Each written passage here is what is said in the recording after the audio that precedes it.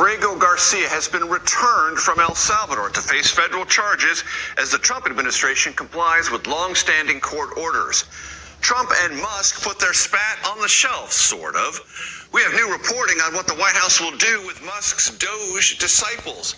And what does an Army Ranger now in Congress think of the big parade honoring the Army and Trump that's coming to Washington? Answer: not much.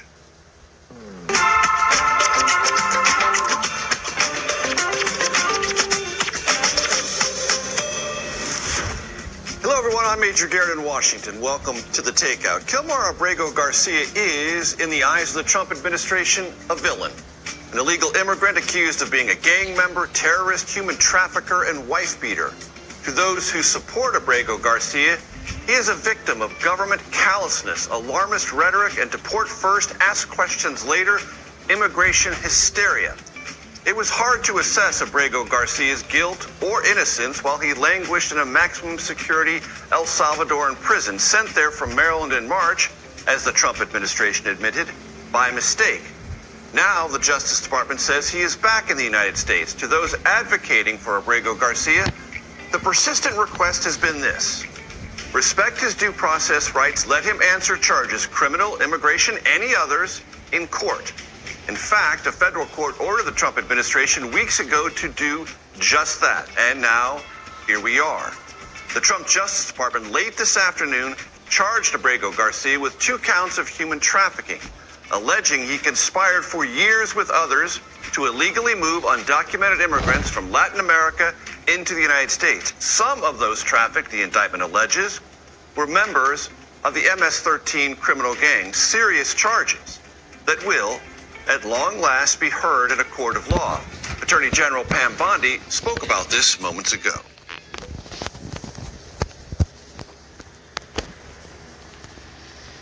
This is what American justice looks like. Upon completion of his sentence, we anticipate he will be returned to his home country of El Salvador.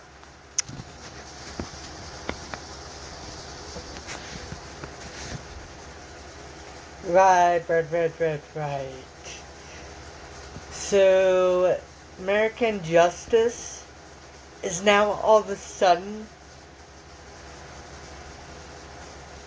where people get shipped off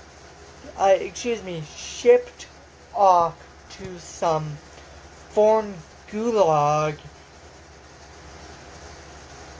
torture camp and then punished?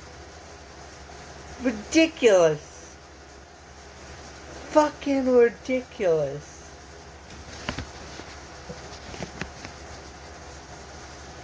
We begin now with our Homeland Security correspondent, Nicole Skanga, who, as I've said before, when this happens and people are reporting up to the last minute, they will join me on stage here at the set, walking on with the latest reporting they have.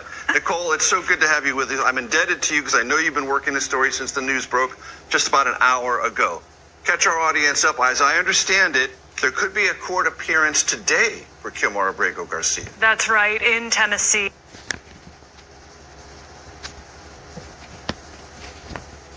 I can confirm that, ladies and gentlemen. It's in Tennessee. Why is it in Tennessee? I have no fucking idea, because that's not even where he was deported from.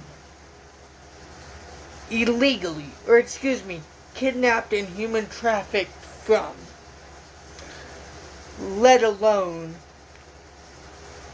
is where the current ongoing litigation of his wrongful illegal deportation case is out of.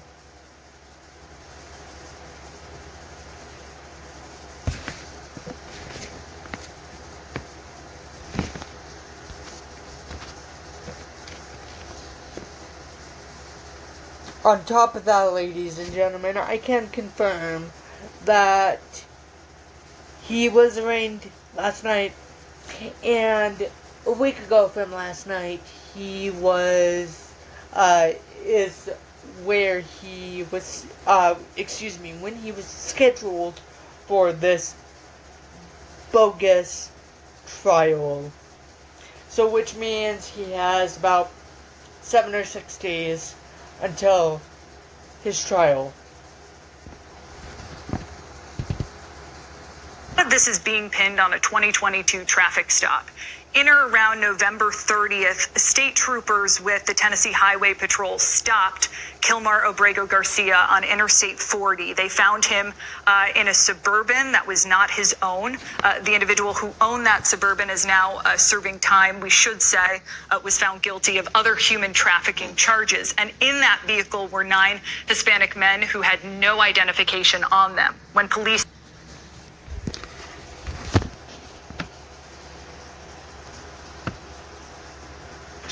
that will, at long last, be heard in a court of law. Attorney General Pam Bondi spoke about this moments ago. This is what American justice looks like. Upon completion of his sentence, we anticipate he will be returned to his home country of El Salvador. We begin now with our Homeland Security correspondent, Nicole Skanga, who, as I've said before, when this happens and people are reporting up to the last minute, they will join me on stage here at the set, walking on with the latest reporting they have. Nicole, it's so good to have you with us. I'm indebted to you because I know you've been working this story since the news broke just about an hour ago. Catch our audience up. As I understand it, there could be a court appearance today for Kilmar Abrego Garcia. That's There was a court appearance last night, ladies and gentlemen. I can confirm that there was a court appearance last night from Kilmar Abrego Garcia, and he was scheduled a week out from last night for a bogus illegal trial in Tennessee, where there's chumped up charges, even though I don't see why the trial is in Tennessee when that is not where the ongoing litigation of his illegal deportation and kidnap and human trafficked case of him is being litigated currently by Judge Sini, where the Trump administration is soon expected to face rightful, legal, constitutional, and lawful sanctions.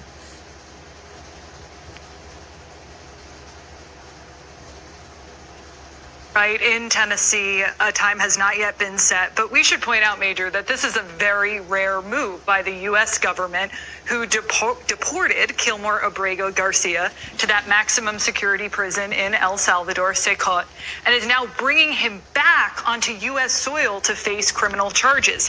What criminal charges? Count 1, conspiracy to transport aliens. Count 2, unlawful transportation of illegal aliens. And those both carry a maximum of 10 years in prison if convicted. Now, Attorney General Pam Bondi has said he will be tried here in the United States by U.S. prosecutors, that if he is convicted, he will serve his sentence here.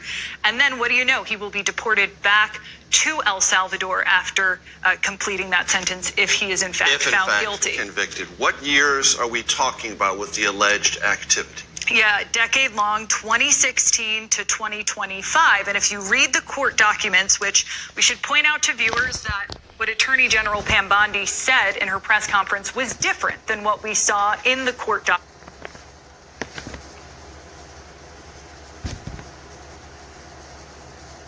documents, since the takeout is... Which, ladies and gentlemen, hence, this all does not add up. Plus, these are chumped up illegal charges.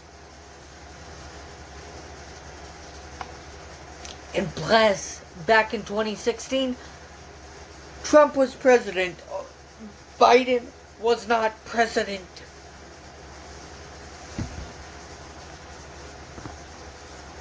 Place of fact, we're going to reference the court documents here.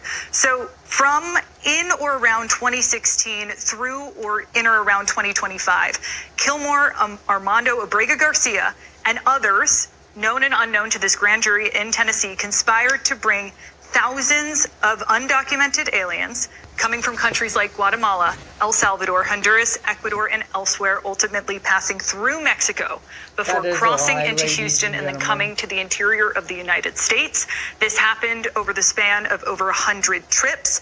There are also detailed allegations of narcotics and weapons trafficking that was done in conjunction with this alleged human trafficking. The route... That is a lie, ladies and gentlemen. All of this is a lie.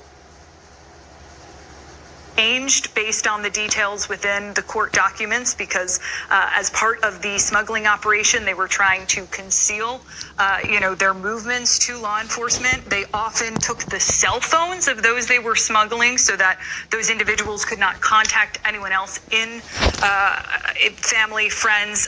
And really, in terms of details, you might say, okay, how do we know any of this happened? A lot of this is being pinned on a 2022 traffic stop. In or around November 30th, state troopers with the Tennessee Highway Patrol stopped Kilmar Abrego Garcia on Interstate. The alleged allegations were not even in the body cam footage and video that was released by the Associated Press. 40. They found him in a Suburban that was not his own. The individual who owned that Suburban is now serving time, we should say, was found guilty of other human trafficking charges. And in that vehicle were 9 Hispanic men who had no identification on them. When police asked Abrego Garcia where were they coming... 9?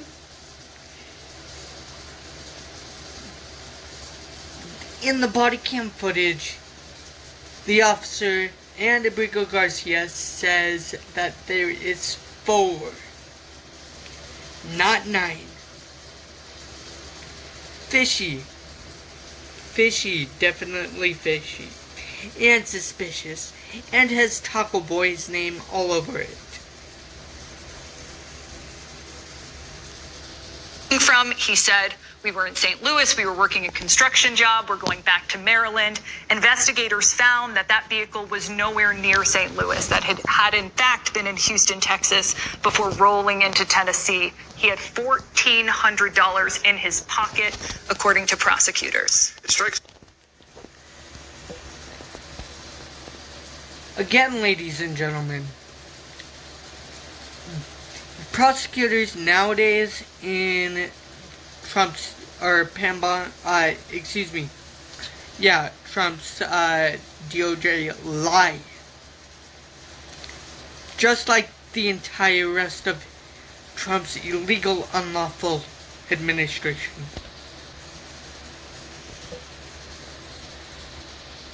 Strikes me as interesting, Nicole, that this operation went undetected in the first Trump administration and the Biden administration. HSI, who were aware of this stop in 2022, let Abrego Garcia go.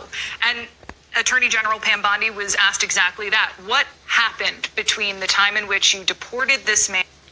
But why, ladies and gentlemen, are they so worried about this alleged crime all of a sudden? And today she said that this investigation has been ongoing, that these new details emerged, and that they presented the arrest warrant. A month or 2 after, or 3 after they illegally, erroneously, unlawfully, unconstitutionally, and wrongfully deported him? This is all bullcrap, ladies and gentlemen. To President Bukele in order to bring Abrego Garcia back to the United States. Again, a very rare move by the Department of Justice, who had already deported this individual, despite the fact that there was a 2019 court order suggesting that he could face persecution in his home country. And we should point out that for many months, Major, this was a point of a debate, really, within the political arena of should we bring Abrego Garcia back because he is at risk in his home country. Now the Attorney General saying that's a moot point given these new allegations. You were reporting this into the moment you walked in. Nicole Skanga, thank you so much for walking in and walking us through it. I want to bring in Maryland Democratic Congressman Glenn Ivey, who has been advocating for Abrego Garcia's return to the United States and was denied access to visit him when he traveled to El Salvador in March. Congressman, thank you so much for joining us. First question, it's very simple, very basic. What's your reaction? Well, I certainly wanted him brought back so he could have his due process. I didn't think they needed to indict him to do it. And by the way, there's still 250 plus people in the CCOT prison down there, the Venezuelan group, that need to be brought back as well. But moving forward on this, I mean, I think it's a criminal indictment. We'll have to see how it plays out. I know that Kilmar has outstanding lawyers who can represent him. This will be his first chance to talk to any lawyers on any of these matters. So I'm sure that's going to be a good step in the right direction. I do kind of wonder, though, the Attorney General's answer about when the investigation started was pretty evasive. It looks to me like what they did was they indicted him on these charges to get out from under the problems they were having in the federal court here. They were moving towards criminal contempt charges because they had failed to either do anything to facilitate his return, as the Supreme Court had required, and I think they were trying to not provide documents using theories that, state secrets theories that I don't know that are going to be borne out. But at the end of the day now, we'll have a chance to see how it plays out in court. All this information will be made public through the discovery process sooner or later. And he'll have his initial appearance, as you all were just saying, there in front of the judge. If not today, then as soon thereafter as possible. Congressman, do you regard these charges, as you have read them, to be serious? And is your advocacy for the concept of due process or for Kilmar Abrego Garcia, the person? Well, all federal criminal charges are serious. There's no question about that. So, he's going to need good representation because it's a challenging scenario usually when the Department of Justice moves against someone with criminal charges. And yeah, the due process piece, absolutely. I think it's important for Kilmar, as the Supreme Court said, to make sure that he gets his due process in court here in the United States. Now, normally the way this works is you get prosecuted, convicted, and sentenced first, and then you're deported. As you all were pointing out a minute ago, they did exactly the opposite here. They deported him first and then brought him back, which is why I kind of wonder about the politics of it. And also it was odd that there were no local prosecutors, no career prosecutors who were announcing this indictment. It was all Main Justice, the Attorney General, and I think the Deputy Attorney General. Now, we'll see down the road if there were career prosecutors involved, but normally in a matter like this, the Attorney General wouldn't be handling it at this stage, for sure. Congressman, do you have ongoing concerns about those who were deported to this maximum security prison in El Salvador called CCOT, about what their status is, what their legal access to due process ever will be? Yeah, I think we have to stay focused on that. You've got judges who are saying they were deported without due process. Actually, it's not even really deporting. It was just removed illegally from the United States. I think there's at least 50 in there in Venezuela who are not accused of committing any kind of civil or criminal offense in the United States, El Salvador, or Venezuela, and they were here legally in the United States. So they were sent out of here, put in a jail with an indefinite term, and there's no reason to jail them from the standpoint of criminal or civil offenses. So that's not the American way. So they should be brought back. They should get their due process, and the court should make a decision about what should happen from there. But just sending people to incarceration, I think, is wrong. And what recourse do you have as one member of Congress from Maryland in the minority party in the House of Representatives to make that happen? Well, we keep supporting what the courts are doing, I think, at this point. The courts have been very strong in frankly, slapping down the Trump administration for disregarding the law, disregarding constitutional components that require due process, and then being evasive in court and trying to do everything to slow walk their return. So supporting the judges, I think there were 7 articles of impeachment brought against some of these judges. We got to stand against that And I like the fact that the Chief Justice of the Supreme Court basically said, look, if you got a dispute with a judge, you appeal it. You don't call for their removal or attack them personally and verbally, which is what the president has done. So I think we stand with the courts and make sure that due process is had here and that the Constitution is followed. Congressman, let me ask you what you might regard as a crass political question. You know, in the Democratic cloakroom, the conversation goes something like this. Look, we got to get off this. It's bad politics to be on behalf of Kilmar Abrego Garcia or anyone who's in that El Salvadoran prison. Just drop it. Well, sometimes fighting for constitutional rights is bad politics. And, you know, I don't know that that's the case here. Certainly for the Venezuelans, I think as more of them, of their stories come out, I think the stronger it'll be. But at the end of the day, it's wrong for the United States to be paying El Salvador to jail people who haven't done anything wrong and not had a day in court to defend themselves or get due process. We shouldn't stand for that. I think we're better than that. That's not the American way, and we have to make sure that their constitutional rights are defended and upheld. Maryland Democratic Congressman Glenn Ivey, thank you, sir. I appreciate it. Thank you. Tonight, the state of the Musk-Trump feud, one day after it went sort of social media nuclear. Our Robert Costa on his conversation with the president. The state of Florida is where woke goes to die. Florida was once a purple battleground. Now it is solid red. Republican turned Democrat David Jolly is running for governor and thinks he can turn the state back to blue. And Colorado Democratic Congressman Jason Crow joins me for a breakfast chat about what the U.S. military can learn from the war in Ukraine. That and much more on The Takeout.